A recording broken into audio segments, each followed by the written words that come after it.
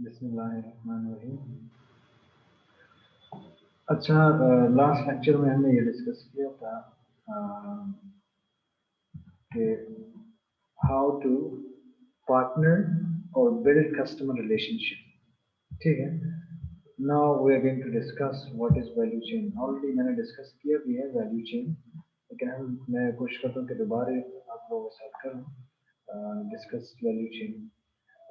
Value chain is a series of departments that carry out value creating activities to design product or design, produce, market, deliver and support a firm promise. ठीक है। Value chain जो है एक ऐसा series of departments है जिसमें आपकी activity जो है, मतलब जब आप डिजाइन से लेकर प्रोड्यूस और फिर मार्केट और डिलीवर और सपोर्ट तक, इसमें आप फॉर एग्जांपल रॉ मटेरियल से लेकर प्रोसेस, फिर उसको जो है प्रोड्यूस, फिर आउटपुट जिसको हम फिनिश गुड्स कहते हैं, उससे लेके और कंज्यूमर तक ले जाना, ये है वैल्यू चेन। मतलब कंज्यूमर से पहले आपके कौन कौन से लोग आएंगे, उससे पहले आपके रिटेलर आएंगे, मतलब कस्टमर्स आएंगे, रिटेलर आएंगे, उससे पहले जो है आपके डिस्ट्रीब्यूटर आएंगे, इससे पहले जो है आपके कुछ बिजनेस कस्टमर आएंगे। तो वो क्या है, अगर आप लोगों ने ये पहले सुना है B2B, business to business customer, फिर C2C, कस्टमर टू कंज्यूमर। इस तरह क्या है, B2B मतलब बिजनेस टू बिजनेस, B2C मतलब business to customer and C2C मतलब कस्टमर टू कंज्यूमर। मैं आप लोगों के साथ दोबारा ये शेयर करूंगा। दोबारा कहना चाहता हूँ कि B2B का क्या मतलब है, B2B, B business to business. और जब आप B2C की बात करते हो तो बिजनेस टू कस्टमर, मतलब कस्टमर वो होगा जो आगे आपका एक चीज वापस भेजेगा। C2C का मतलब एक कस्टमर टू कंज्यूमर, वो फाइनल बंदा कौन है जो कंज्यूम इस्तेमाल कर रहा है, वो कौन सा है, वो कंज्यूमर है। ठीक है। अब आते हैं थोड़ा सा इसी बिल्डिंग कस्टमर रिलेशनशिप में जो है value delivery network. Value delivery network में वो कौन कौन से बंदे हैं जो उसमें शामिल है, जो आपके प्रोडक्ट जो है फाइनल इन कंज्यूमर तक ले जाता है, वो कौन कौन से बंदे हैं। These are the people who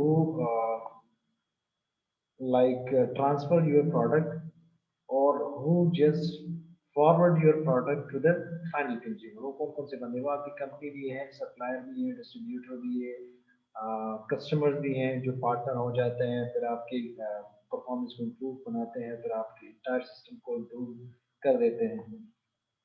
असल में जो आपकी प्लानिंग मार्केटिंग होती है वो आपकी खामखा जो है कस्टमर रिलेशनशिप पे ज़्यादा फोकस होता है। आपका तो फोकस ये भी होता है कि किस तरह ये नेटवर्क को अच्छा बनाएं, लेकिन वैल्यू डिलीवरी नेटवर्क में ये होता है कि आपको सबको यकजा ले जाना पड़ता है। वो इसीलिए कि कंपनी अकेले नहीं चल सकती, उसके लिए सप्लायर का भी होना जरूरी है, क्योंकि आपके रॉ मटेरियल्स कहाँ से आएंगे। कोई भी प्रोडक्ट जो है आपके जो है एक जगह पे डिपेंड नहीं होता, अगर आपकी वो बड़ी से बड़ी कंपनी क्यों ना हो, क्योंकि उसका सप्लायर पे खामखा डिपेंड होती है, वो डिस्ट्रीब्यूटर पे भी डिपेंडेंट होती है, और वो अल्टीमेटली कस्टमर्स जो आपकी फिर पार्टनरशिप हो जाती है with each other to improve performance of the entire system. ठीक है। तो वैल्यू डिलीवरी नेटवर्क में मैंने क्या समझाया आप लोगों को कि आपका जो एंटायर सिस्टम होता है वो किस चीज पे फोकस होता है, आपका ज्यादा से ज्यादा ताल्लुक बनाने में, कि इसमें आपकी कंपनी की ताल्लुक सप्लायर के साथ भी हो, डिस्ट्रीब्यूटर के साथ भी हो, कस्टमर के साथ भी हो, सारे एंटायर सिस्टम के साथ, ताकि आपकी परफॉर्मेंस को इंक्रीज किया जाए। ठीक है।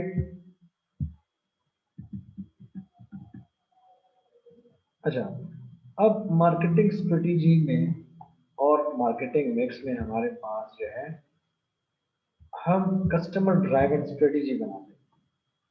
कस्टमर ड्राइवन स्ट्रेटेजी से मुराद क्या है कि कस्टमर के लिहाज के मुताबिक जो है हम वो चीज़ जो है वो टारगेट करते हैं। मार्केट सेगमेंटेशन के से क्या मुराद है कि आप डिवीजन करते हो अपने मार्केट।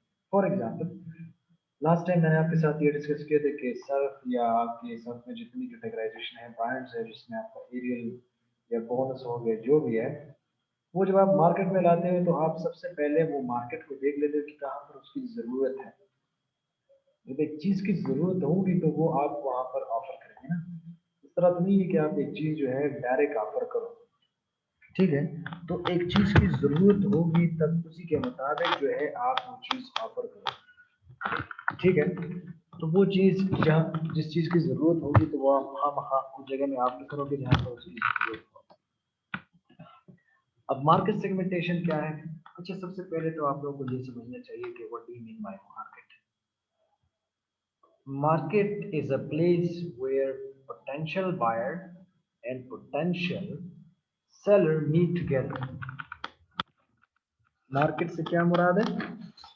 वो पोटेंशियल कस्टमर या पोटेंशियल सेलर जहां पर वो मीट कर पाए और उसका वो एक जगह मखसूस जगह हो तो वो मार्केट कहलाता है। ठीक है, ठीक है, तो ये मार्केट कहलाता है। अब जब आते हैं मार्केट सेगमेंटेशन की तरफ, तो what do you mean bye market segmentation? Market segmentation से मुराद ये है कि it is the division of a market into distinct groups. मतलब डिस्टिंक्ट ग्रुप्स ऑफ बायर्स होते हैं हु हैव डिस्टिंक्ट नीड्स, जिसके अपने ही ज़रूरियात होती हैं। ठीक है, उसकी अपनी खुसूसियात भी होती है, अपना बिहेवियर होता है, और वो जो है माइट रिक्वायर सेपरेट प्रोडक्ट्स, जिसको अलग प्रोडक्ट की ज़रूरत होती है और मार्केटिंग मैसेज की ज़रूरत होती है।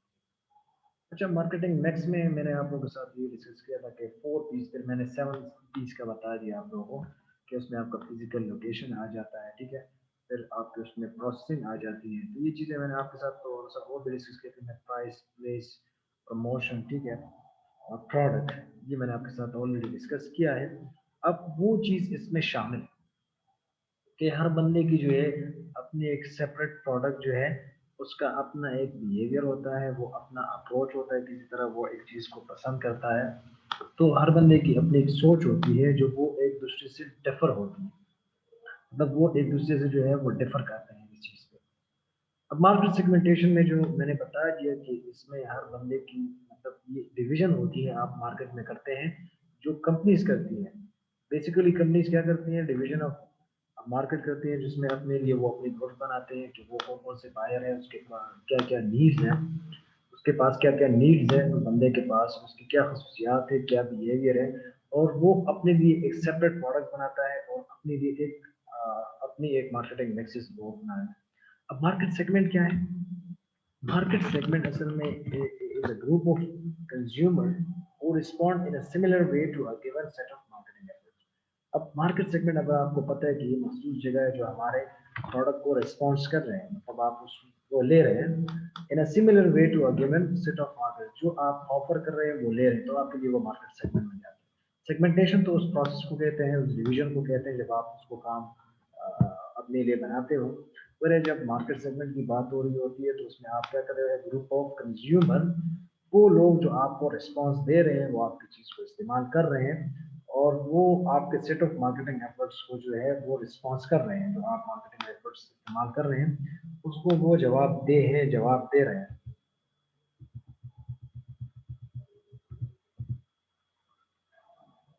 अब आते हैं थोड़ा सा कस्टमर सेंटर स्ट्रेटेजी में जो है हमारे पास मार्केटिंग या मार्केट टारगेटिंग क्या है? मार्केट टारगेटिंग से मुराद ये है कि आप अपने लिए एक मार्केट सेगमेंट उठा लेते हो, उसमें अट्रैक्टिवनेस देख लेते हो, और उसमें एक और सेगमेंट डाल लेते हो, या वो जो है अपने लिए सेलेक्ट कर लेते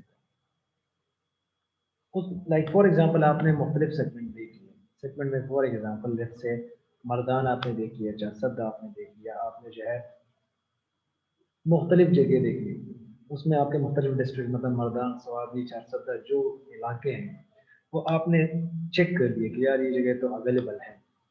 लेकिन उसमें आपने अपनी मार्केट के सेगमेंट मतलब अट्रैक्टिवनेस की, यार कहाँ पर चीज़ फॉर एग्जांपल बेच सकता है ये चीज़ जो है ये मैं बेच सकता हूँ, तो आप अपने लिए उस चीज़ को जो है अपने लिए एक सेगमेंट बना लेते हैं, यार this is going to be my market segment, और ये मेरे प्रोडक्ट के लिए ये बेस्ट ऑप्शन है, तो आप उसको अपने लिए उठा लेते हो। ठीक है, तो that becomes your market targeting.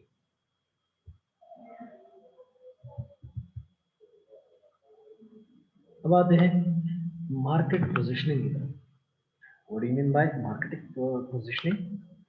It is the arranging for a product to occupy a clear, distinctive, and desirable place relative to competing products in the minds of target consumer.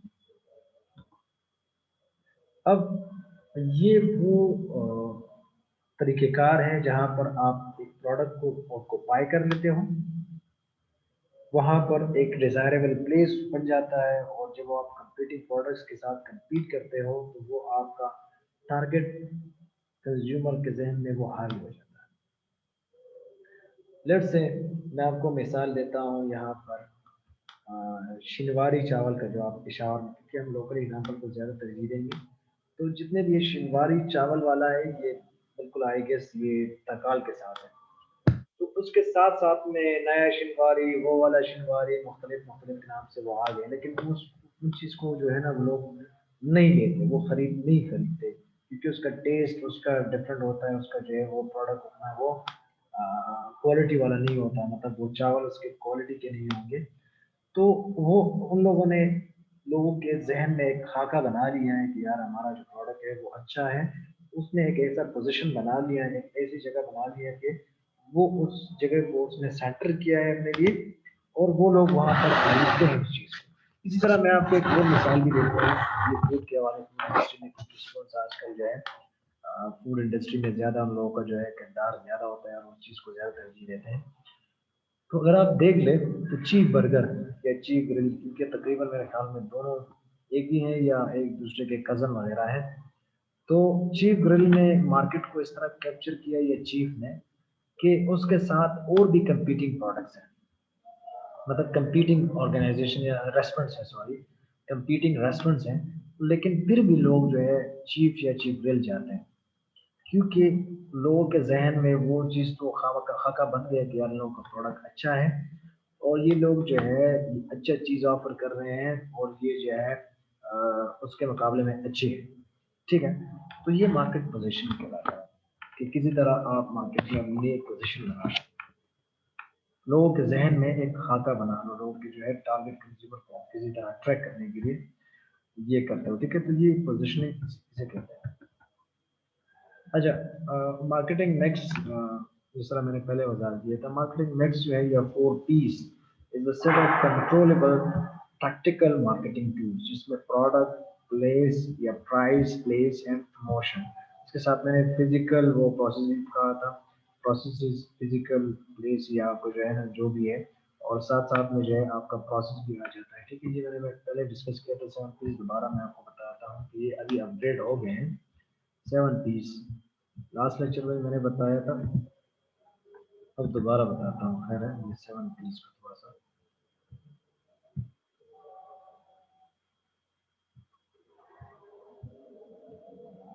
Internet responsive,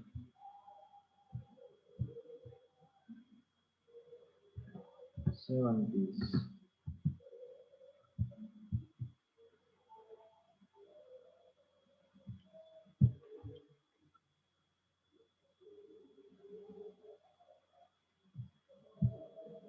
अब इसमें आप देख सकते हैं कि पहले हमारे पास ये 4 चीजें होती हैं। ठीक है ना, product, promotion, price and place. ठीक है, प्रोडक्ट का मतलब क्या है, anything which you offer to the market and having some value. Promotion का मतलब एडवर्टाइजमेंट या एक चीज जो, ठीक है, आप यहाँ पर थोड़ा सा इसको और एनालाइज करते हैं।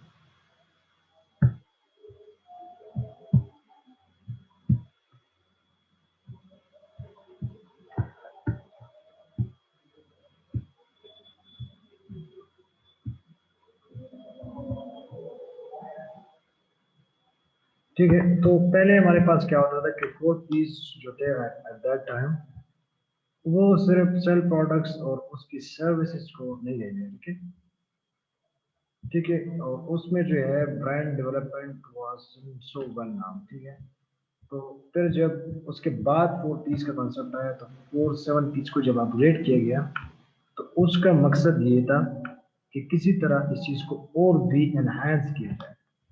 अब प्रोडक्ट में ये चीज़ें बहुत ज़्यादा ज़रूरी है। जब आप इंटरनेट को देखते हैं और तो इस चीज़ में क्वालिटी को देखते हैं, तो प्रोडक्ट में आप quality, image, branding, features, variants, फिर उसमें support, customer service, user penetration, availability और वारंटीज, ये आप प्रोडक्ट में देखते हो। जब आप प्रमोशन की बात करते हो तो प्रमोशन में आप क्या देखते हो कि marketing, communications, personal promotion, sales और इस तरह पीआर, पर्सनल रिलेशन, ठीक है। और ब्रांडिंग, डायरेक्ट मार्केटिंग मतलब पर्सनल, वो आप मार्केटिंग भी कह सकते हैं, ठीक है।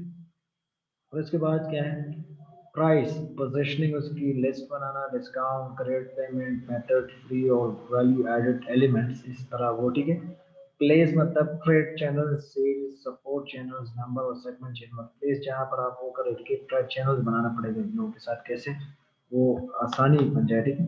फिर आते हैं पीपल, ठीक है। ये पीपल वाला कॉन्सेप्ट, प्रोसेस और फिजिकल एविडेंस, ये थोड़ा सा 4 पीस से थोड़ा सा मतलब उसके साथ अटैचमेंट है, तो अब आ गए 7 पीस हो गए, ठीक है। तो ये अब नए चीजें हैं हमारे लिए, people, process and physical evidence. People में क्या है, इंडिविजुअल ऑन मार्केटिंग एक्टिविटीज, ठीक है। इंडिविजुअल क्या marketing activity, individual on customer contact, मतलब कोर्स इंडिविजुअल जो कस्टमर कॉन्टैक्ट है, recruitment, culture, image, training and skills और रेमुनरेशन, ये पीपल के लिए है, ठीक है। ये पहले नहीं था 7 पीस, पहले 4 पीस हुआ करती थी।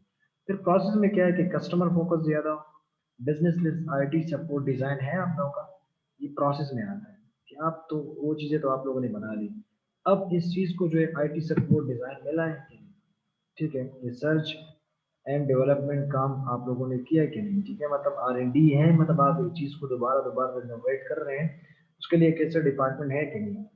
इसी के साथ साथ जो है फिजिकल एविडेंस में कि आपका sales staff contact, experience of brand, product packaging, online experience है कि नहीं। फिजिकल एविडेंस मतलब एक स्पेस है कि नहीं, ये जो आप चीजें ऑफर कर रहे हैं, ठीक है।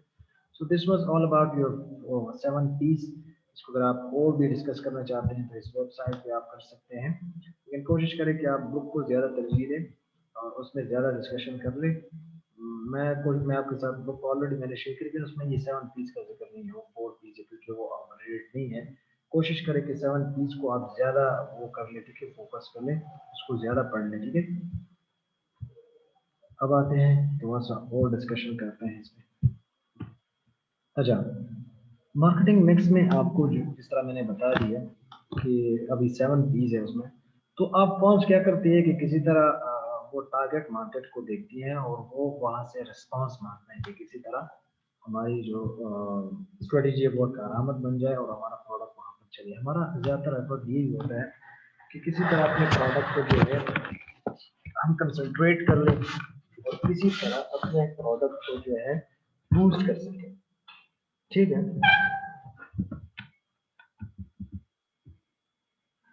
अच्छा, अब आते हैं मार्केटिंग प्लानिंग।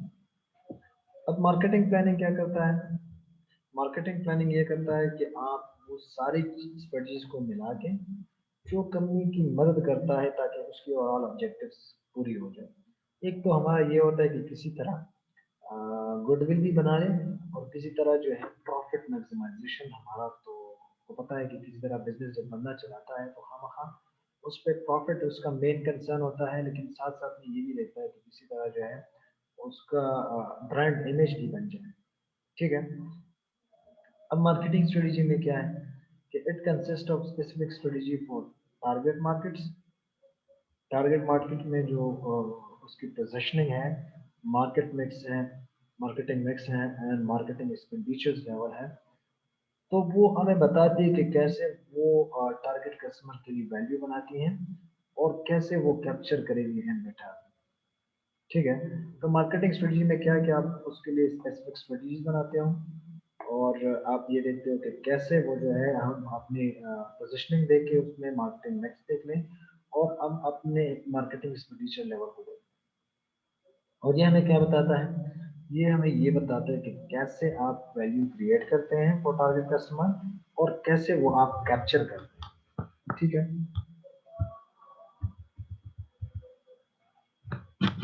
अच्छा, this is these are some of the parts of marketing plan जो आगे हम डिस्कस करेंगे अभी, ठीक है। तो ये हमारे पास ये 7 स्टेप्स हैं या पार्ट्स ऑफ मार्केटिंग प्लान है, जिसमें फर्स्ट जो है एग्जेक्टिव समरी, मतलब आपका खुलासा किसी जो आप आगे जो आप लोगों ने चीजें इम्प्लीमेंट की हुई है, जो जो आप चीज़ पे काम कर रहे हैं, तो उसका खुलासा जो है वो भी ज़रूरी है, ठीक है।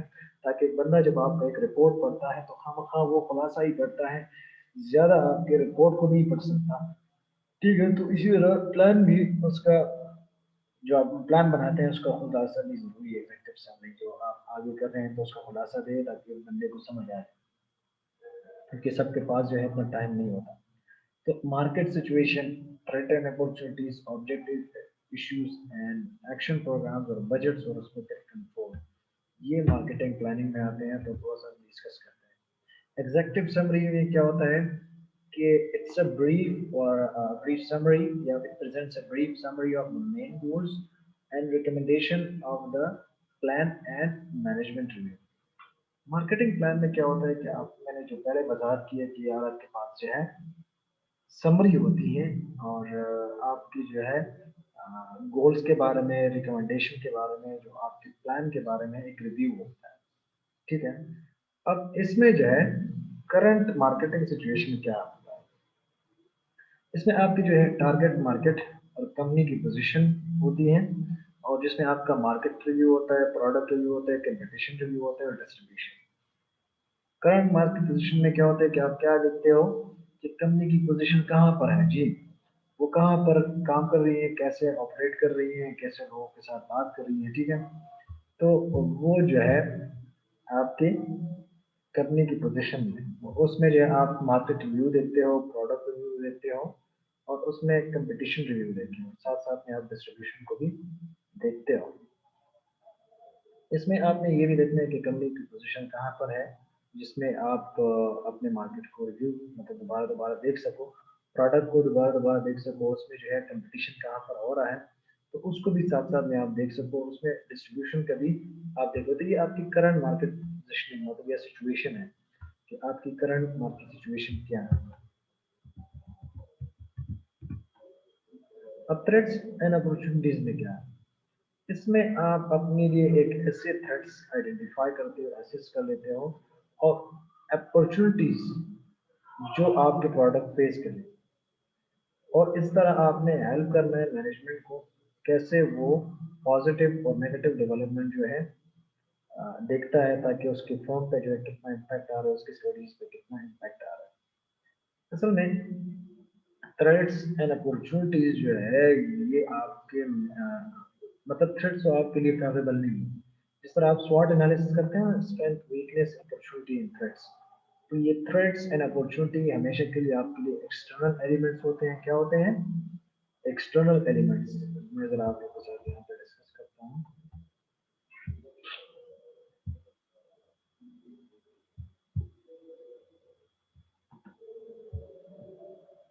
अच्छा, स्वॉट एनालिसिस, ठीक है। तो इसमें हमारे पास स्वॉट स्ट्रेंथ,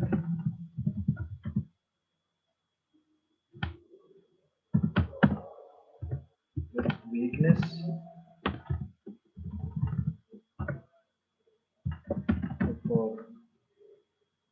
opportunities on threats। क्योंकि स्ट्रेंथ जो है ये चीज आपकी जो है इंटरनल होती है, और इसको जो है फेवरेबल कंसिडर किया जाए। क्या? फेवरेबल। वीकनेस जो है ये भी आपकी इंटरनल होती है, और इसको जो है अनफेवरेबल कंसिडर किया जाता है। इसमें मैं वजाहत कर रहा हूँ आप लोगों के साथ। और अपॉर्चुनिटीज जो है ये एक्सटर्नल होती है। क्या? एक्सटर्नल। और ये क्या है? ये भी फेवरेबल है,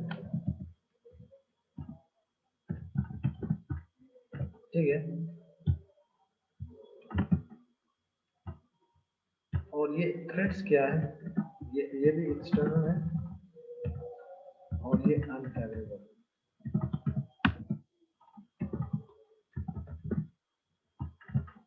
ठीक है। तो ये स्वॉट एनालिसिस में आप लोग इंशाल्लाह जब आप आगे देखेंगे, इंशाल्लाह हम नेक्स्ट लेक्चर्स में हम ये इसकी जो है मैट्रिक्स अगर हो सके तो हम करेंगे स्वॉट मैट्रिक्स। लेकिन अभी जो है आप सिंपली ये देख लें कि स्ट्रेंथ जो है स्ट्रेंथ मतलब आप जो अच्छा परफॉर्म कर रहे हैं तो ये ऑर्गेनाइजेशन के लिए अच्छा है।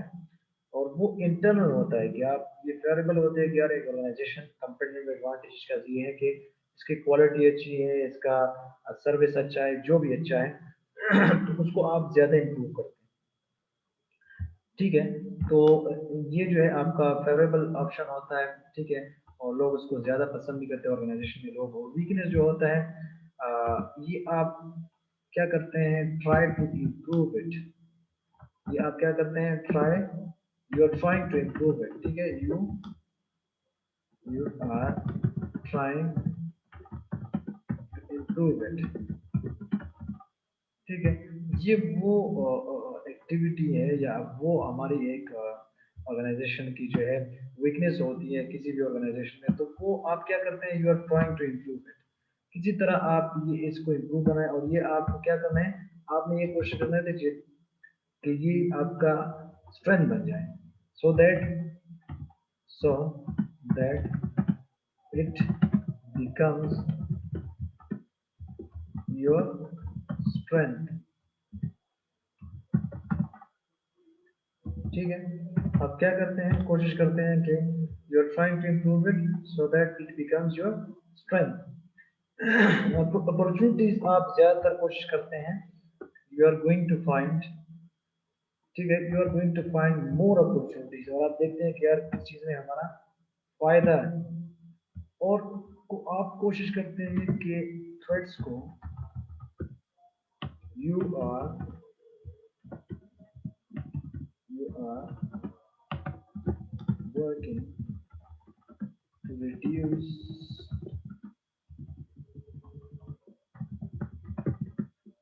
और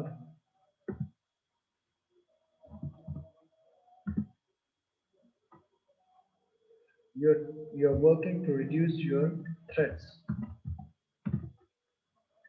अब इसका क्या मतलब है कि आप थ्रेट्स को क्यों रिड्यूस कर रहे हैं, या इसको आप जो है कम करने की कोशिश करते हैं, या आप जो है इसको खत्म करने की कोशिश करते हैं। ये इसीलिए क्योंकि थ्रेट्स जो है आपके ऑर्गेनाइजेशन की इमेज को खराब करता है। जिस तरह थ्रेट्स इस तरह नहीं होता कि आप बंदा आ जाता है और आपको डायरेक्ट जो है कहता है कि शाबाश आपने ये बंद करना है, ये करना है। कभी कभी आपकी गवर्नमेंट रेगुलेशन आपके लिए थ्रेट्स बन जाती है।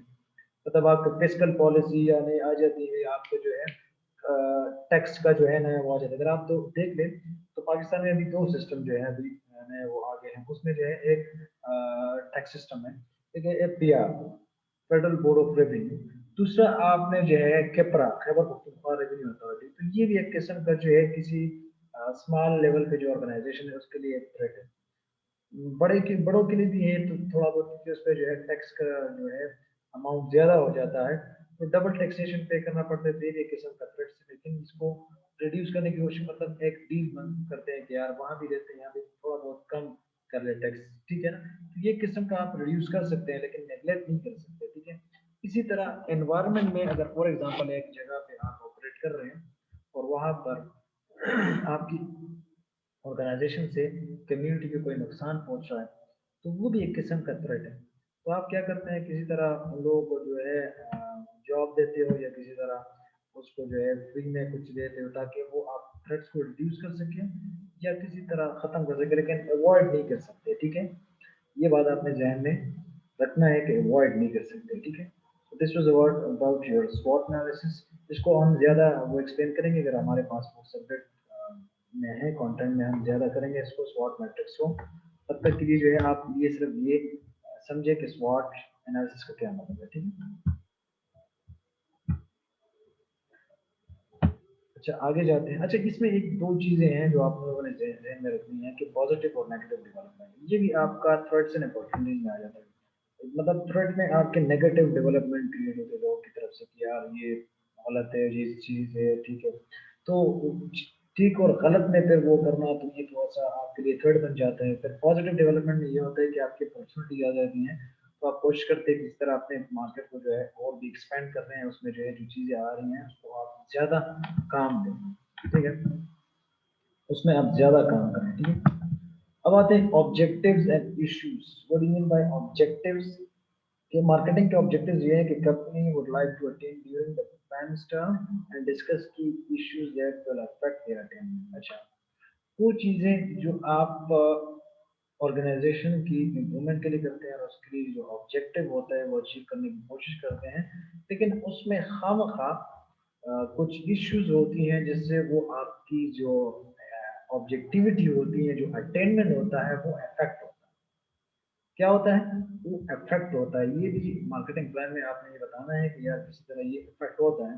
अब मार्केटिंग स्ट्रेटजी में आपने ये करना है कि आपने आपने आउटलाइन करना है ब्रॉड मार्केटिंग लॉजिक, कि इसमें आपका बिजनेस यूनिट क्या है और वो कैसे कस्टमर वैल्यू एंड रिलेशनशिप बनाता है। ये कहाँ पर? मार्केटिंग प्लान में।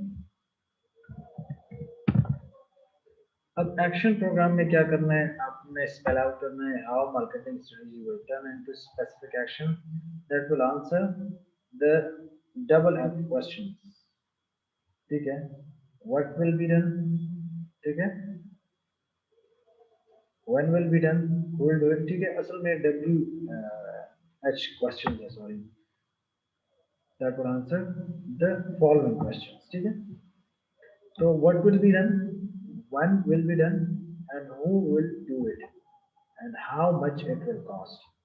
मतलब आपके जो है, आपने ये देखना है कि कैसे जो है ये होगा, क्या करना पड़ेगा, कब करना पड़ेगा, कौन करेगा और इसका कॉस्ट कितना आएगा। ये एक्शन प्रोग्राम हमें बताता है।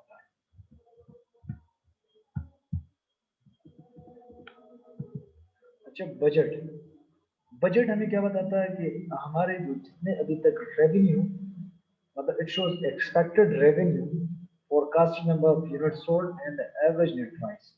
जितना कॉस्ट आया है, एवरेज प्राइस, नेट प्राइस, और कितना एक्सपेक्टेड प्रोडक्शन आया है, डिस्ट्रीब्यूशन आया है और मार्केटिंग, और जो इसमें डिफरेंस है वो प्रोजेक्टेड प्रॉफिट होता है। मतलब आप ये करते हो कि कितना हमारा लागत आएगा, कितना यूनिट कॉस्ट आया, फिर उसमें हमने प्राइस डाल दी कि कितना प्राइस आएगा, फिर उसमें जो है कॉस्ट हमने ऐसे मतलब माइनस किया, जिसमें जो है प्रोडक्शन, डिस्ट्रीब्यूशन एंड मार्केटिंग। तो जो उसमें डिफरेंस आता है वो आपका प्रोजेक्टेड प्रॉफिट होता है।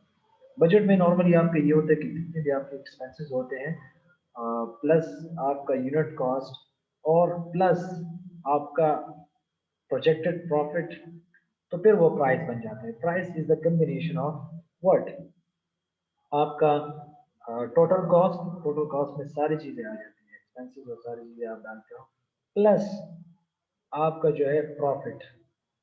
तो cost plus profit is equal to price. क्या मतलब है? Cost plus profit, projected profit is equal to price. और प्राइस का मैंने आप लोगों को पहले भी वजाहत किया था, दोबारा भी आपको कहता हूँ। लास्ट टाइम मैंने डिस्कस किया था, लेकिन दोबारा डिस्कस करने कुछ लोग एब्सेंट होते हैं, तो दोबारा मैं आपको बता डिस्कस करता हूँ। प्राइस, प्राइस का अपना एक एब्रिविएशन है। अगर आप पुराने ज़माने में देख लें तो पहले लगा, आप पुराने ज़माने में बार्टर सिस्टम हुआ करता था। ठीक है? In past there was a system which was known as barter system। Barter system में क्या होता था कि आप एक चीज को रिप्लेस करते थे, मतलब एक्सचेंज करते थे, इन प्लेस ऑफ, मतलब गुड्स को एक्सचेंज करते थे, exchange of goods with goods. और बार्टर सिस्टम में यह होता था कि फिर यूनिट कॉस्ट मेजरमेंट और यूनिट प्राइस, और फिर इसी तरह जो है उस चीज को फिर मेजर करना तो थोड़ा सा मुश्किल। मतलब एक बंदा बकरी लाता है, दूसरा जो है गंदम लाता है, तो उसको फिर exchange of values with goods जो है ना, exchange of goods with goods, तो थोड़ा सा मुश्किल होता था कि इसके क्या प्राइस हो सकती है और इसके क्या प्राइस। तो प्राइस का कॉन्सेप्ट तो था ही नहीं, और ना पैसों का कंसेप्ट था, तो ये थोड़ा सा मुश्किल था। अब ये प्राइस का मतलब क्या है, थोड़ा सा ये भी आपको बताता हूँ। प्राइस का अपना मतलब है payment received in commodity exchange. अब इसका मतलब क्या है कि जो पेमेंट रिसीव्ड हुई है वो इस कमोडिटी के एक्सचेंज में, तो वो अगर 100 रुपए हैं, 20 रुपए हैं, तो वो उसकी मेजरमेंट कॉस्ट है, सॉरी मेजरमेंट वैल्यू है। तो वो क्या है, उस चीज की या उस गुड्स की जो है उसकी वैल्यू है। तो वो पेमेंट जो है रिसीव होगी उस कमोडिटी एक्सचेंज के निकाल पे। तो ये प्राइस का मतलब है। ठीक है, जब आपसे कोई पूछे कि प्राइस का क्या मतलब है, तो आप क्या कहेंगे कि payment received in commodity exchange. ठीक है, थोड़ा सा आगे जाते हैं। फिर उसके बाद कंट्रोल क्या है, it includes measure of return on marketing investment. कि आपकी मेजर क्या है, क्या आप रिटर्न ऑन इन्वेस्टमेंट जो है उसमें देख लेंगे, क्या आप कौन कौन से मेजर्स हैं जो आप उसमें कंट्रोल करेंगे जब आप मार्केटिंग पे इन्वेस्टमेंट कर रहे हैं, तो उससे क्या रिटर्न हमें आ रहा है। ठीक है, तो ये है हमारे पास SWOT analysis, strength, weakness, opportunities and threats. इसको थोड़ा सा आगे डिस्कस करते हैं।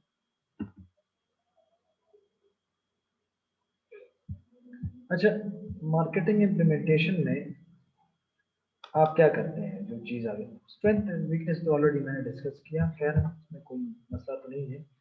अब मार्केटिंग इम्प्लीमेंटेशन में क्या है, it is the process that turns marketing plan into marketing actions to accomplish strategic marketing objectives। ये वो प्रोसेस है जो आपके मार्केटिंग एफर्ट्स को जो है अकॉम्प्लिश कर सके, किसी तरह अकॉम्प्लिश कर सके मार्केटिंग ऑब्जेक्टिव्स को। और ये क्या है आपके लिए, असल में आप एक चीज को यहाँ पर अप्लाई कर रहे हैं। क्या कर रहे हैं, एक चीज को आप अप्लाई कर रहे हैं ताकि आपका मार्केटिंग ऑब्जेक्टिव्स अचीव हो। और आपका सक्सेसफुल इम्प्लीमेंटेशन डिपेंड्स किस चीज पे कर रहा है, कि how well the company band with people, organization structure, decisions और रिवॉर्ड सिस्टम उसका क्या है, और उसका कंपनी का कल्चर क्या है, ताकि वो क्वेश्चन एक्शन प्लान में उसको सपोर्ट कर रहे और उसके स्टडीज को सपोर्ट कर सके। ठीक है, तो ये क्या है, मार्केटिंग इम्प्लीमेंटेशन।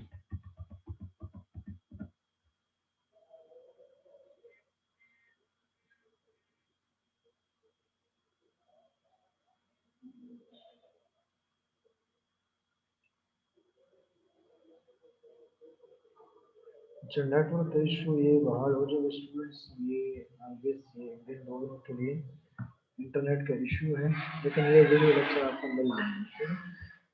वीडियो लेक्चर आपको मिल जाएंगे, ये रिकॉर्ड हो रहा है। ठीक है, ठीक है।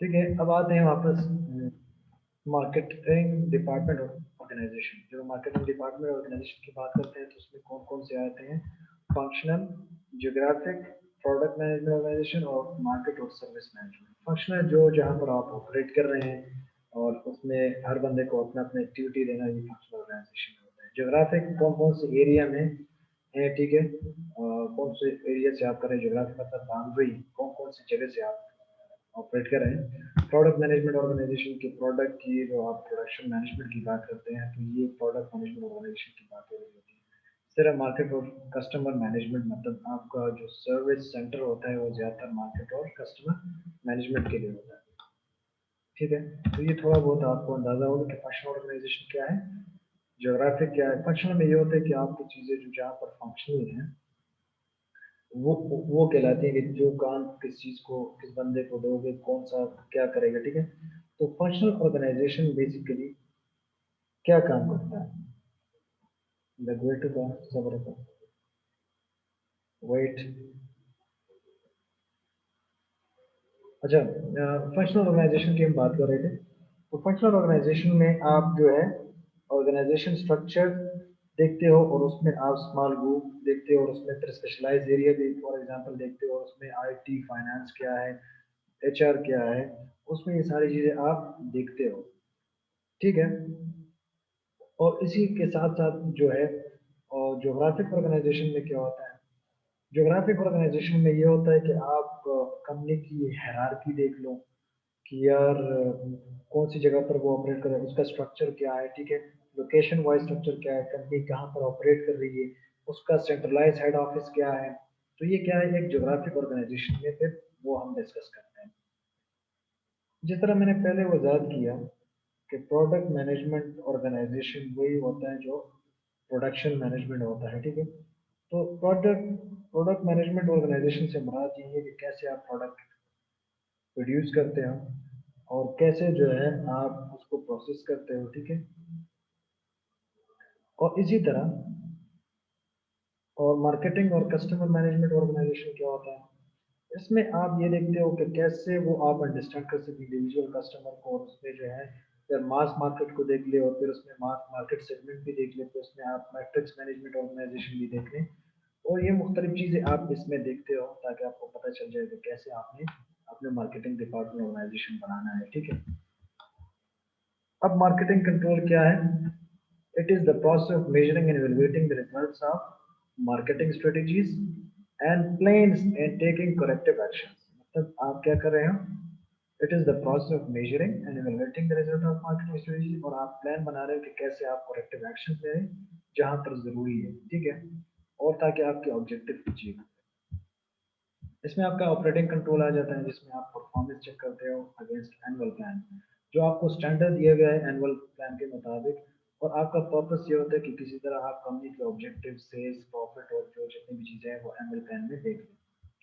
स्ट्रेटेजिक कंट्रोल क्या है, जिसमें आप देखते हो वेदर कंपनी जो है बेसिक स्ट्रेटेजीज मैच हो रही हैं टू इट्स अपॉर्चुनिटीज या नहीं हो रही। तो स्ट्रेटेजिक कंट्रोल में आप क्या देखते हो कि कंपनी की बेसिक स्ट्रेटेजीज को देखते हो। ठीक है।